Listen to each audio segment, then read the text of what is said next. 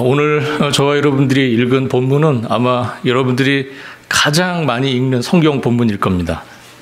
우리가 기도 중에도 늘 이 본문으로 기도를 하고 있기 때문에 아마 굉장히 익숙하고 여러분들이 잘 아시는 본문일 것 같습니다.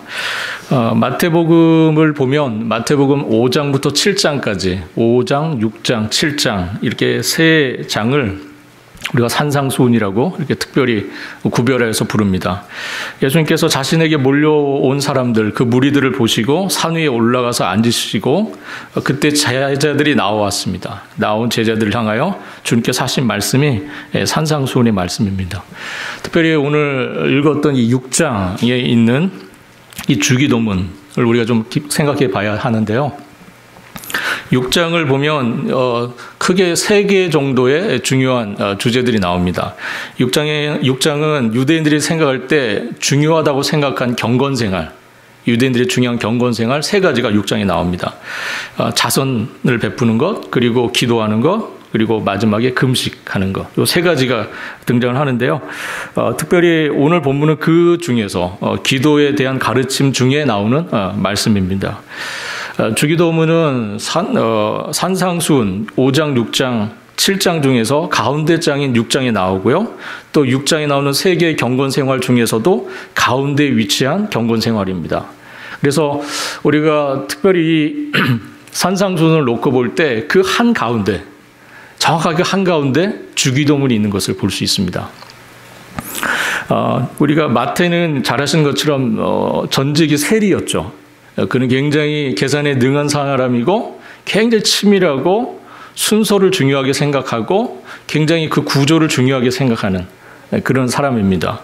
그래서 그런지 그가 이 마태복음을 기록할 때 예수님이 하셨던 말씀들 중에서 중요하다고 생각하는 것, 같은 그룹에 묶어서 같이 전달하고 싶은 말씀들, 그런 메시지들을 이렇게 그룹 모아서 메시지를 우리에게 전달하고 있습니다. 그것이 마태복음입니다.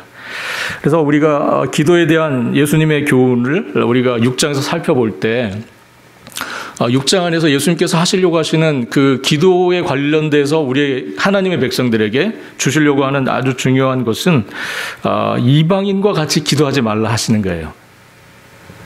너희는 하나님의 백성이니까 이방인들처럼 그렇게 기도하지 말아라. 그렇게 말씀을 하십니다. 이방인들처럼 중언부언하지 말고 너희들은 은밀하게 보시는 하나님을 기억하며 골방에 들어가 기도하고 솔직하게 그리고 간결하게 기도하라고 주님께서 교훈하십니다. 그것이 6장에 나온 예수님의 기도에 대한 아주 중요한 교훈입니다.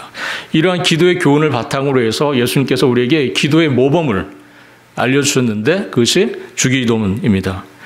주기도문은 우리가 이 내용을 보면 크게 3개 정도로 구분하여서 우리가 볼 수 있습니다. 먼저는 하나님의 이름을 부르는 부분입니다. 하나님의 이름을 부르는 것으로 시작을 해서 6개의 기도가 나옵니다. 6개의 청원, 6개의 간구. 그렇게 나오고요. 그리고 마지막에 성령, 찬양을 하면서 하나님의 이름을 찬양하면서 기도가 맞춰집니다. 이 주기도문은 예수님께서 기도를 위한 모범으로 우리에게 알려주신 것이기 때문에 이건 하나의 주문처럼 외워야 될 것이 아니죠.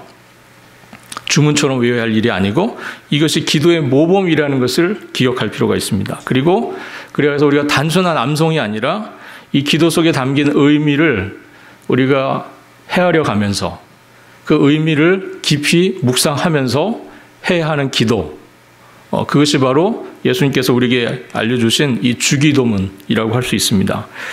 우리가 주기도문을 많이 우리의 신앙생활 속에서 하게 되는데 우리가 정말 이 기도의 의미, 이 기도 속에 담긴 그 의도, 주님이 우리에게 이 기도를 가르치신 이유를 우리가 얼마나 헤아리면서 우리가 묵상하면서 이 기도를 하는지 오늘 이 시간에 좀 한번 우리가 되살펴보는 그런 시간이 될 수 있기를 바랍니다. 먼저 이 기도는 하나님의 이름을 부르면서 시작을 합니다. 하늘에 계신 우리 아버지요 이렇게 시작을 합니다. 첫 단어가 아버지, 이 기도에 처음 시작하는 단어가 우리의 아버지로 시작이 됩니다. 이 아버지라고 하는 이름은 우리가 가족 안에서 사용하는 언어죠. 가족 안에서 사용하는 언어입니다. 그러면서 이 언어는 또한 성경적으로 볼 때는 언약적인 언어입니다. 언약적인 의미를 담고 있는 그런 언어예요. 우리가 가정생활에서 흔히 하는 가족적인 언어이면서도 이 아버지라는 단어는 하나님께서 약속 가운데 주신 이름입니다. 우리가 자신을 하나님께서 이렇게 말씀하신 적이 있어요. 내가 너희의 하나님이 되고 너희는 나의 백성이 될 것이라고. 나는 너희 하나님의 역할을 하고 너는 나의 백성의 역할을 하게 될 것이라고 말씀하신 적이 있습니다. 이렇게 이 언약적인 관계, 이 관계를 표현하는 여러 가지 그런 그림들이 구약 성경에 많이 등장을 합니다. 우리가 쉬운 예로 목자와 양의 관계입니다. 목자와 양의 관계. 여러분들 목자와 양의 관계를 생각하시면 머릿속에 이렇게 떠오르는 이미지가 있으시잖아요. 하나님이 우리의 목자이시고 우리는 그의 기르시는 양. 오늘 예배 부름 속에서도 그 표현이 나왔죠. 그렇게 생각하면 시편 23편을 생각하시면 여러분들이 아주 쉽게 하나님이 우리와 언약을 맺으신 이 관계 속에서 하나님 우리의 목자가 되시고 우리는 그분의 양, 기르시는 양이다 하는 것을 우리가 생각해 볼 수 있습니다. 그리고 또 이 하나님과 우리의 관계를 구약 성경에도 여러 곳에서 또 다르게 표현하는데 왕과 그의 백성 이런 관계로 이 언약 관계를 표현하기도 하고요. 또 아버지와 아들, 오늘 본문 속에 등장한 아버지와 아들의 관계로 하나님과 부모님과 아버지와 그의 자녀의 관계로 이 언약 관계를 표현하기도 합니다. 로마서 8장 15절과 16절을 보면 이런 말씀이 있습니다. 너희는 다시 무서워하는 종의 영을 받지 아니하고 양자의 영을 받았으므로 우리가 아빠, 아버지라고 부르짖느니라.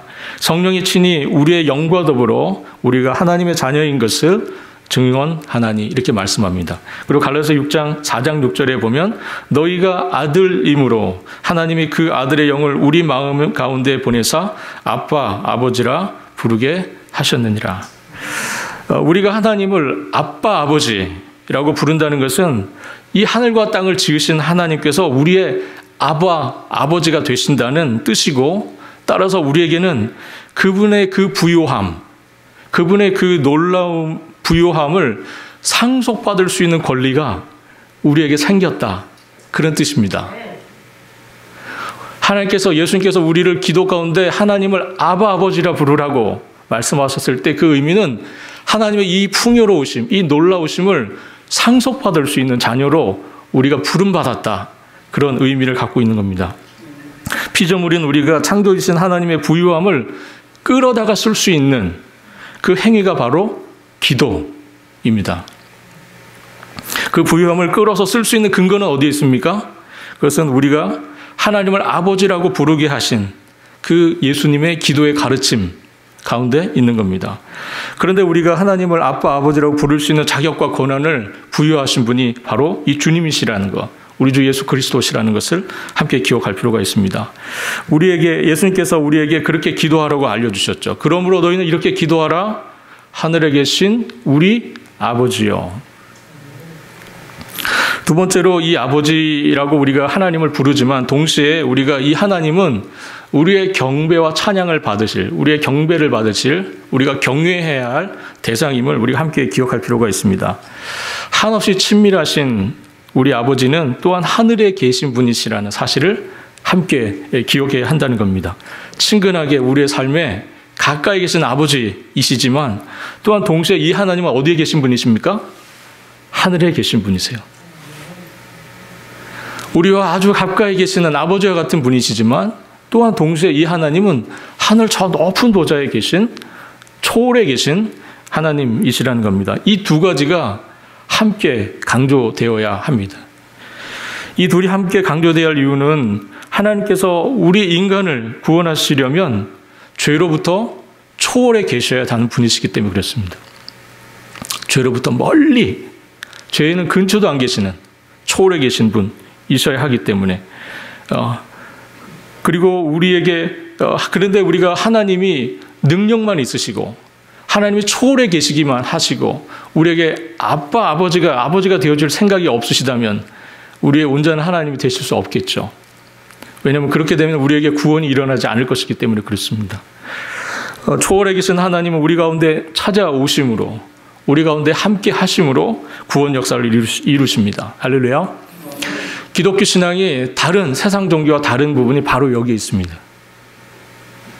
세상 종교는 인간의 온갖 고행과 수행으로 자기 수양을 통해서 도에 이르는 방식을 취하지만 기독교 신앙은 인간에게는 구원에 대한 소망, 전적으로 무능, 부패해서 구원에 이를 수 없기 때문에 하나님께서 우리를 찾아오시는, 우리를 향해서 함께 하시는, 내려오시는, 임마누엘 하시는 그 놀라운 복음 속에 기독교 신앙의 시작이 있고 거기에 우리의 놀라운 복음이 있는 겁니다.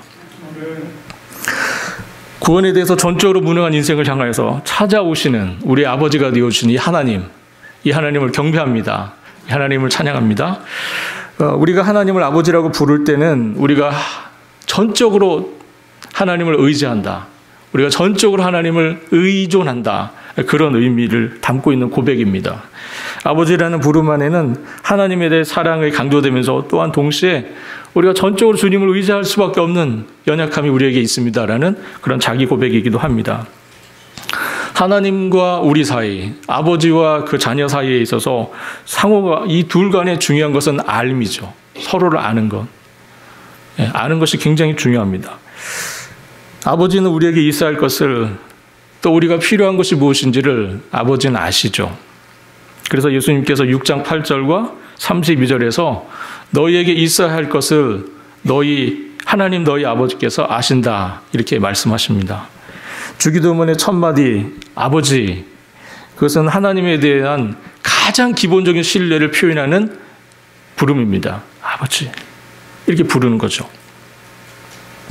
그렇게 아버지의 이름을 부르면 그 뒤에 따라오는 모든 간구들, 기도들, 그것이 그 아버지라는 이름, 그 이름 속에 모두 이렇게 따라오게 되어 있는 겁니다. 모든 간구가 그 아버지라는 이름, 아버지 부르는 그 이름 속에서 우리의 모든 기도의 제목, 모든 간구, 간청, 청원, 이 모든 것들이 다 이렇게 함께 따라가는 겁니다. 사실 아버지라는 이 이름, 이 주기도문의 첫 단어를 우리가 바르게 이해할 때 이것이 정말 우리의 삶 속에서 정말 믿어지고 확신이 올 때 우리는 주기도문을 온전히 할 수 있고 주기도문을 온전히 의지하여서 하나님께 간구할 수 있게 됩니다. 이 한마디에 사실은 복음의 놀라운 핵심이 담겨 있습니다. 주기도문의 모든 내용이 어쩌면 이 아버지 부르는 이 한 단어 속에 응축되어 있다고 볼 수도 있을 겁니다. 마음 깊은 곳에서 우러나오는 아버지라는 이 부르짖음, 그것이 갖는 의미, 그 깊이, 그것들을 여러분들과 또 제가 함께 맛볼 수 있기를 바랍니다. 네. 신앙의 핵심은 아버지와의 친밀한 관계입니다. 우리가 얼마나 하나님과 가까이 하고 있는가, 하나님 아버지와 친밀한 그 관계 속에 있는가, 그것이 신앙의 모든 것이라고 할 수 있을 겁니다. 신앙이 성숙하다고 하는 것은 하나님을 인격적으로 더 깊이 알고 그분과의 교제를 더 친밀하게 풍성하게 가져가는 것, 그것이 바로 신앙이 성숙했다라고 말할 수 있는 거라고 생각합니다. 이어지는 6개의 청원에 대해서 6개의 간구, 기도의 제목들이 등장을 합니다. 그런데 이것이 앞에 3개는 어떻게 보면 하나님의 이름을 부르면서 시작하는 기도고요. 뒤에 3개는 우리의 기도입니다. 우리의 기도. 첫 번째 이렇게 시작을 합니다. 이름이 거룩히 여김을 받으시오며, 즉 당신의 이름이, 하나님 당신의 이름이 거룩히 여김을 받으시기 원합니다 하는 이런 기도입니다. 하나님의 자녀들을 하나님께서 부르실 때 우리가 거룩한 삶을 살기를 바라시죠. 우리가 레위기 11장 45절을 보면 나는 너희 하나님이 되려고 너희를 애굽 땅에서 인도하여 낸 여호와라, 내가 거룩하니 너희도 거룩할지어다. 하나님께서 자녀로 우리를 부르신 하나님께서는 우리가 하나님의 거룩하심과 같이 우리도 거룩하게 살기를 바라십니다. 그리고 베드로전서 1장 15절에 오직 너희를 부르신 거룩한 이처럼 너희도 모든 행실에 거룩한 자가 되라고 말씀을 합니다. 그런데 거룩의 의미가 무엇인가 하는 것이죠. 거룩이 무슨 뜻인가 하는 겁니다. 거룩은 구별되었다, 분리되었다, 그런 뜻입니다. 기본적으로. 그런데 이것이 잘 생각해 보면 속했다, 하나님께 속했다, 그런 의미를 갖고 있는 단어입니다. 한 예를 들어서 말씀드리면 성전을 우리가 거룩하다고 하는 이유가 어디 있습니까? 왜 성전이 거룩하죠? 성전은 하나님께 드려졌죠. 봉헌되었습니다. 하나님께 드려져서 누구에게 속했습니까? 하나님께 속한 것이 되었죠. 하나님께 구별되어서 하나님께 드려져서 하나님께 속한 것이 되었기 때문에 성전이 거룩한 곳입니다. 마찬가지로 우리가 거룩해지기 위해서는 어떻게 해야 합니까? 우리가 하나님께 드려져서 우리가 하나님께 속하면 우리는 거룩한 백성이 되는 겁니다. 거룩하게 산다는 말의 의미는 그럼 무엇일까요? 거룩하게 산다는 것은 우리가 하나님께 바쳐진 존재로서, 즉 하나님께 속한 존재로서 우리가 하나님의 뜻에 합당하게 살아간다, 그런 의미가 될 것입니다. 신자는 하나님의 뜻을 받들어서 경외하는 마음으로, 하나님을 경외하는 마음으로 살아가야 합니다. 기도하는 사람은 하나님께 대한 친근함을 가지면서 동시에 하나님께 대한 경외하는 마음을 동시에 갖고 있어야 합니다. 천방지축 어린아이처럼 친밀하기만 해서는 곤란하다 하는 것이죠. 하나님을 생각할 때 친밀함과 또한 동시에 하나님을 향한 경외하는 마음, 이 두 가지를 같이 갖고 기도자는 기도해야 할 것입니다. 이 경외심이 떨어지면, 하나님에 대한 경외심이 떨어지면 인간은 하나님께 영광 돌리기를 거부하고요, 스스로 우상 숭배에 빠지는 어리석음을 시작합니다. 이 세상의 모든 죄악과 혼돈은 결국 인간이 하나님께 영광을 돌리지 않고 창조주 하나님을 경외하지 않고 결국 자신이 우상이 되어서, 자신이 신이 되어서 정말 우상화를 시작하는, 거기에 사실은 불행이 있는 것입니다. 신자는 무엇보다도 하나님의 도우심, 하나님 되심을 인정하고 경외하는 마음으로 하나님을 예배하고 영광을 돌려야 합니다. 이것이 하나님을 경외하는 삶, 이것이 인생의 중요한 또 목표가 되어야 할 줄 압니다. 두 번째 간구는 당신의 나라가 임하시옵소서 하는 기도입니다. 당신의 나라가 임하시옵소서. 그런데 이 당신의 나라가 임하기를 원합니다 하는 이 기도는 사실 주기도문에서 가장 중요한 기도입니다. 가장 중심에 있는 가장 중요한 기도. 6장에 나타난 예수님의 기도를 살펴보면 앞서 말씀드린 것처럼 이방인과 같은 기도를 하지 말라 하는 것이었죠. 그런데 이방인같이 하지 말라는 기도가 6장을 보면 예수님이 가르쳐주신 기도의 앞에도 나오고요, 예수님이 가르쳐주신 기도 뒤에도 나옵니다. 너희는 이방인과 같이 그렇게 기도하지 마라, 이 말씀을 주시면서 주기도문을 주셨는데 이 주기도문의 앞과 뒤에 그런 이방인과 같은 기도들의 내용들이 나옵니다.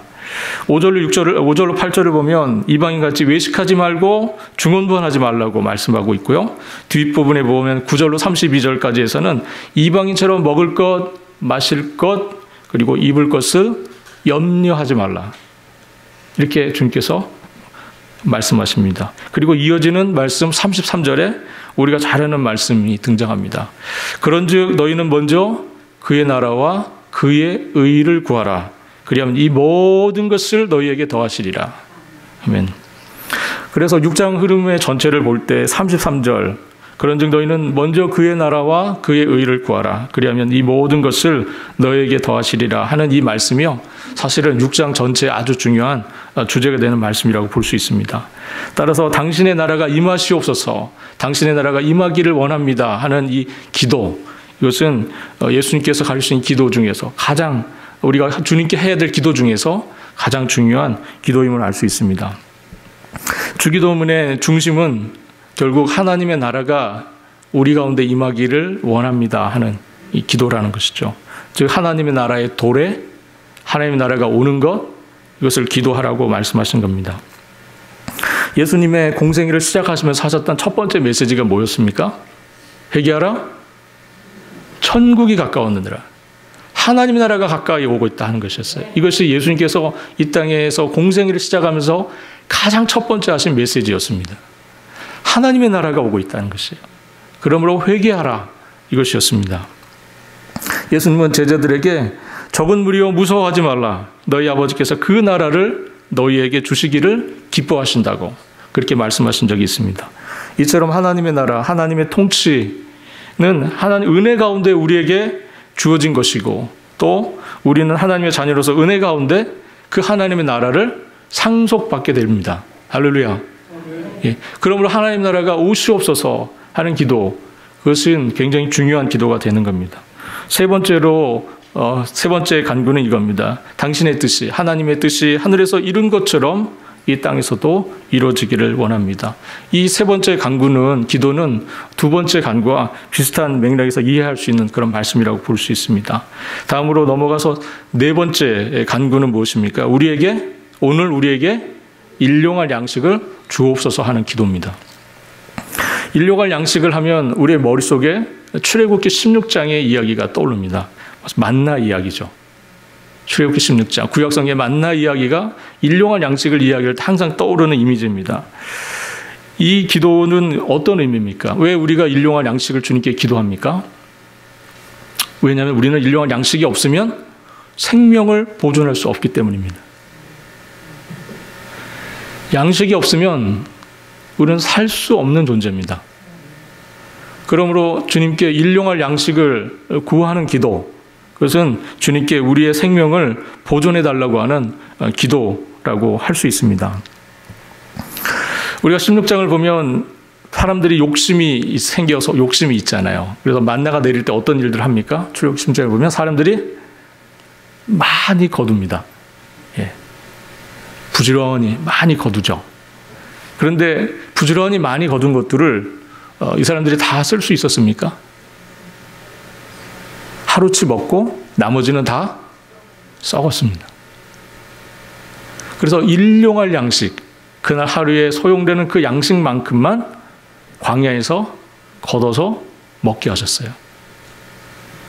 왜 이렇게 불안한 삶을 하나님께서 우리에게 강요하실까 하는 거죠. 불안하지 않으세요?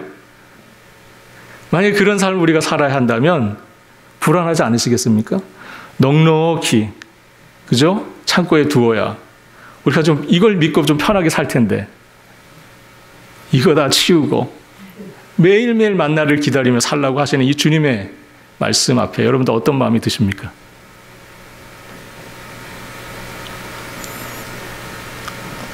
좀 많이 모아두면 편하잖아요. 내 마음대로 좀 해볼 수도 있고 내가 뭔가를 좀 시도해 볼 수도 있고 내 인생을 좀 계획해 볼 수도 있을 것 같고 이렇게 저렇게 내 인생을 꾸려볼 수 있을 텐데 우리 주님께서는 일용할 양식을 위해서 기도하고 너희의 생명이 이 일용할 양식에 달려있다는 것을 기억하고 내가 내려주는 이 양식을 통해서 너희가 살고 있음을 기억하라고 주님께서 그렇게 기도하라고 하신 겁니다. 하나님만을 전적으로 의지하여 산다는 말의 의미가 무엇이겠습니까? 6장 22절로 34절을 참고해 보면 근심하지 않는 겁니다. 근심하지 않는 것. 무엇을 근심하지 않습니까? 6장 22절로 34절에 반복적으로 나오는 단어가 염려라는 단어입니다. 염려라는 단어가 계속 나와요. 염려하지 마라. 염려라는 단어. 우리의 인생이 참 염려로 시작해서 염려로 지내다가 염려 가운데 끝나는 것 같다는 생각이 들지 않으세요? 참 염려, 걱정이 많습니다. 우리의 삶은.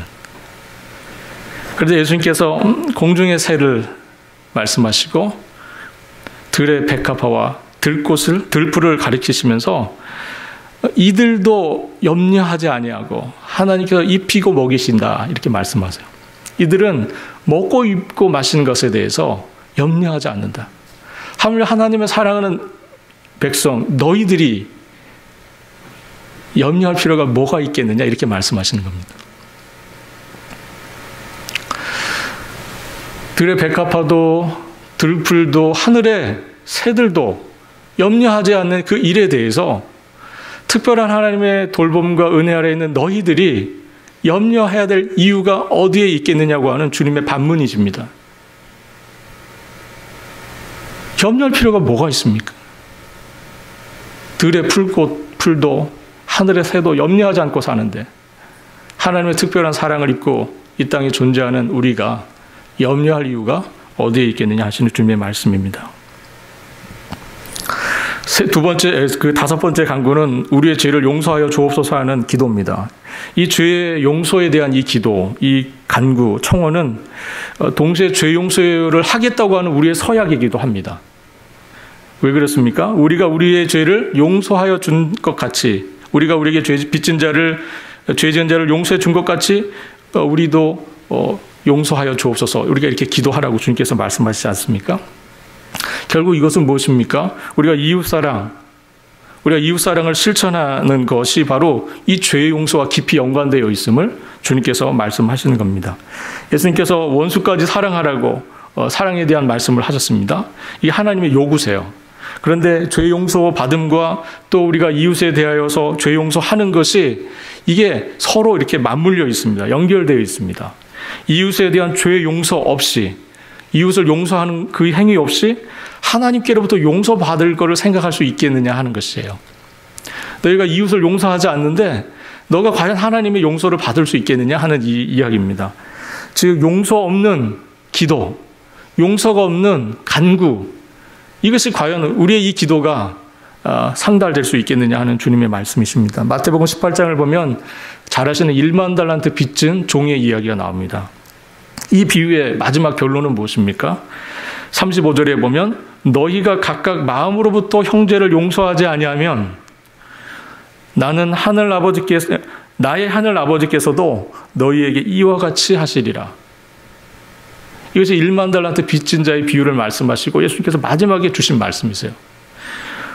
너희가 각각 마음으로부터 형제를 용서하지 아니하면 나의 하늘 아버지께서도 너희에게 이와 같이 하시리라. 하나님의 은혜로 말미암아 죄의 용서를 받은 사람이라면, 죄 용서를 받았다면 그 하나님의 용서를 이웃에게 전할 수 있어야 한다. 그 용서를 실천할 수 있어야 한다 하는 주님의 말씀이십니다. 마지막 6번째 간구입니다. 우리를 시험에 들게 하지 마옵소서 하는 기도입니다. 우리를 시험에 들게 하지 마옵소서. 그리고 우리를 이 악으로부터 구원하여 주옵소서. 여기 시험이라는 단어가 등장합니다. 여기서 시험은 여러분들의 머릿속에서 평생 여러분들을 괴롭혔던 그 시험이 아니고요. 네, 그 테스트, 그게 아니고요. 유혹입니다. 유혹. 하나님은 우리를 시험에 따라서는 시험하십니다. 필요에 따라서는 테스트하시는 거죠. 네. 그러나 하나님은 절대 우리를 유혹하여 시험하지는 않으십니다. 절대 그렇게는 안 하세요.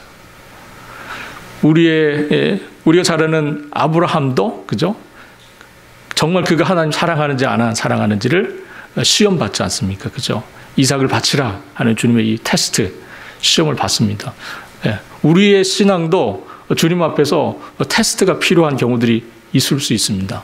하나님께서 가끔 우리를 시험하시죠. 테스트 하시는 겁니다. 그 시험을 통해서 우리는 좀 더 강한 믿음으로, 좀 더 성숙한 신앙으로 우리가 나아가게 되는 겁니다. 그 목적으로 하나님께서 우리를 시험하시긴 하세요. 그러나 우리에게 골탕을 먹이려고 우리를 유혹하시거나 우리를 미혹하시는 분은 아니십니다. 겟세마네 동산에서 제자들이 잠이 들었을 때가 있었습니다. 겟세마네 동산에서 주님께서 기도하실 때 제자들이 잠이 들었죠. 시험 당할 때, 시험이 올 때 우리가 예수님께서 그들에게 시험에 들지 않도록 기도하라. 시험에 들지 않도록 깨어 기도하라. 이렇게 말씀하셨습니다. 그런 예수님의 요청을 듣고도 제자들이 정신 바싹 차리고 그 시간에 기도했습니까? 그렇지 못했어요. 사실 우리는 시험에 들지 않도록 기도하라 했음에도 불구하고 다시 잠에 빠졌던 제자들처럼 우리도 사실은 이 시험과 유혹을 정말 깨어서 이렇게 근신하면서 그를 이겨내고 막아내고 할 능력이 사실은 우리에게 없습니다. 제 얘기입니다. 제 얘기. 저는 너무나 시험에 잘 넘어가는 사람이고요. 너무나 시험에 잘 넘어지는 그런 사람입니다. 유혹이 오면 속절없이 넘어지고.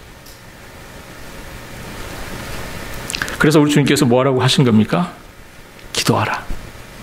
기도하라. 시험에 빠지지 않도록 늘 깨어 기도하라. 그리고 악으로부터 구원받을 수 있도록 늘 기도하라. 이렇게 말씀하신 겁니다. 이제 저희는 이 기도의 마지막 부분인 찬양, 송영으로 넘어갑니다. 나라와 권세와 영광이 아버지께 영원히 있사옵나이다. 근데 여기에 조금 다른 이야기이긴 하지만 사실 이 기도가 시작되는 헬라어 성경을 보면 여기에 이제 호티라는 단어가 사실 들어갑니다. 그래서 이거를 예전 우리 성경에서는 대개 이렇게 번역을 했습니다. 근데 이거에 대한 오해가 좀 있으신 것 같아요. 대개는 대충 그런 뜻이 아닙니다.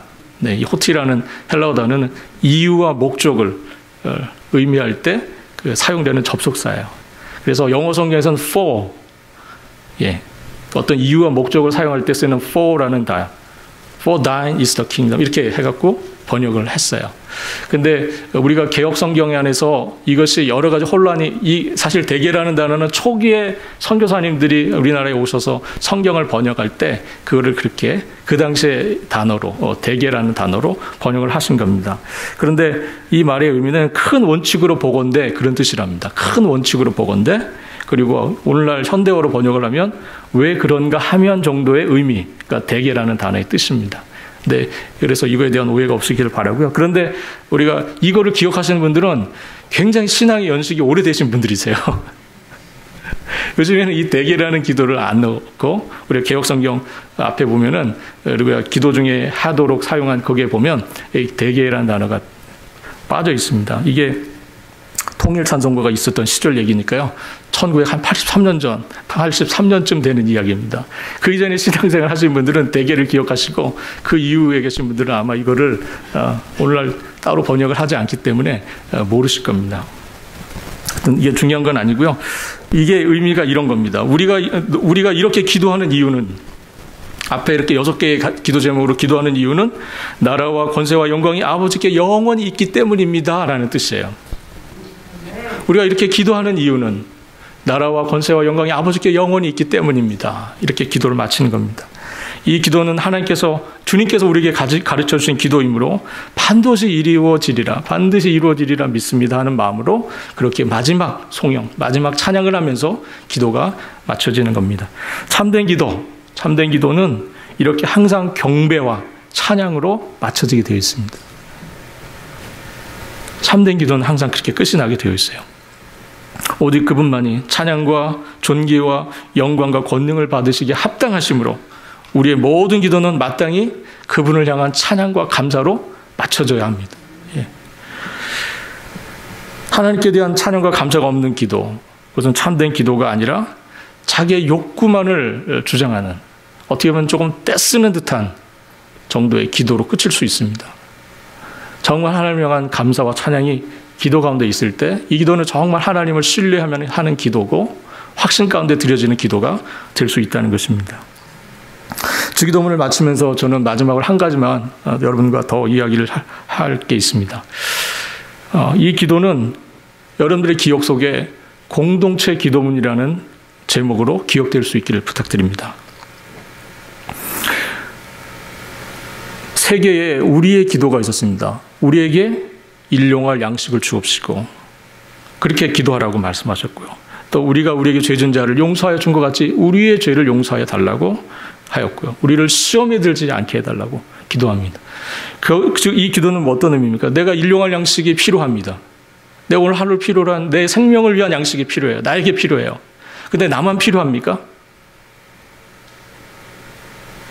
너는 안 필요해? 나만 필요한 거야? 오늘 내게 일용할 양식이 필요합니다. 그러면 너에게도 필요한 거죠. 그래서 오늘날 우리에게 이 일용할 양식을 달라고 기도하라는 겁니다. 오늘 내가 죄의 유혹으로부터 이기고 믿음 안에 승리할 필요가 있어요. 그럼 나만 그래야 합니까? 옆에 앉은 우리 형제 자매들, 우리 이웃은 관계없는 겁니까? 그들은 죄 가운데 살든 말든 관계없는 거예요? 그렇지 않지 않습니까? 오늘 내가 이 죄의 유혹과 시험으로부터 승리해야 하는 것처럼 그대도 믿음 안에서 승리하기를 바랍니다 하는 기도가 이 주기도문입니다. 주기도문은 개인의 소원을 아뢰고 청원하는 간구하는 기도가 아닙니다. 사실 이 주기도문은 하나님의 자녀인 우리에게, 이 신앙 공동체에게 주신 기도입니다. 공동체 기도예요. 오늘 나의 필요가 간절히 요청되는 것처럼 오늘 그대도, 우리 형제 자매들도, 우리 이웃들도 이 필요가 있지. 그 은혜가 나에게 임하는 것처럼 그대에게도, 당신에게도 함께하기를 바란다고 하는 그러한 기도입니다. 그것이 바로 이 주기도문입니다. 하나님의 자녀인 우리가 한 마음으로 하나님 아버지께 기도 드리는 기도, 이것이 주기도문이라는 것을 우리가 함께 기억하면서 이 기도를 할 때마다 나의 필요도 중요하지만 우리의 이웃의 피로, 우리 형제자매들을, 우리 같이 생활하신 우리의 이웃들을 위한 기도, 함께 같이 할 수 있는 그런 마음을 기도할 수 있는 여러분과 제가 될 수 있기를 바랍니다. 기도하겠습니다. 하나님 아버지, 오늘 저희들에게 은혜를 주셔서 오늘 이 말씀을 살피게 하시니 주님 감사합니다. 오늘 주기도문의 말씀을 통해서 우리가 어떠한 마음으로 이 기도 가운데 나아가고 어떤 마음으로 이 기도를 통해서 하나님께 영광을 돌려야 하는지, 어떤 마음으로 주님 앞에 간구해야 하는지를 알려주시니 주님 감사합니다. 하나님께서 이 기도 가운데 더 큰 은혜를 부어주시고 이 기도가 응답되는 놀라운 복, 은혜를 우리에게, 이 공동체에게 허락해 주시기를 간절히 원합니다. 감사와 영광을 주님께 홀로 드리며 우리 주님 되시는 예수 그리스도의 이름으로 기도합니다. 아멘.